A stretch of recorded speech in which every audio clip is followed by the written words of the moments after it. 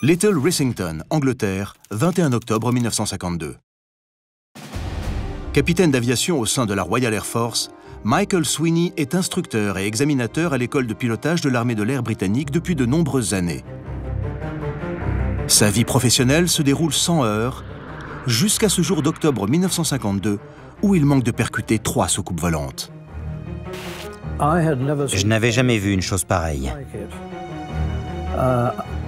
Et je n'ai jamais revu une chose pareille depuis. Quant à savoir ce que c'était, je n'en ai pas la moindre idée. À mon plus grand regret. En cet après-midi d'octobre 1952, il y a 60 ans, le capitaine d'aviation Michael Sweeney prend place à l'avant du cockpit d'un Météore avec son élève, l'officier de marine David Crofts, pour un exercice de haut vol qui doit les conduire à 10 000 mètres d'altitude.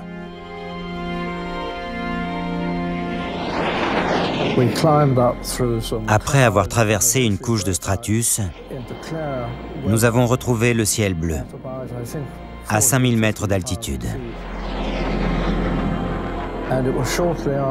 Et c'est peu de temps après que j'ai aperçu, juste devant moi, 3 objets blancs, de forme ronde.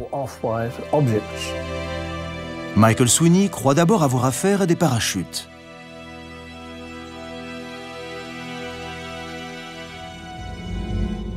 J'ai immédiatement repris les commandes en me disant que si je ne faisais pas attention, je risquais de leur foncer dessus.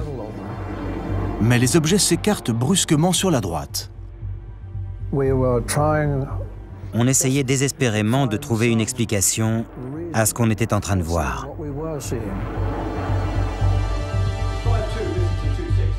Michael Sweeney et David Crofts appellent la tour de contrôle qui les met en attente.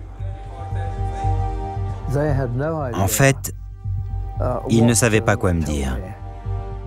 À l'époque, on n'avait visiblement pas encore prévu de procédure standard pour les pilotes qui appelaient en disant « J'ai 3 objets volants non identifiés devant moi. Quelles sont les instructions ?»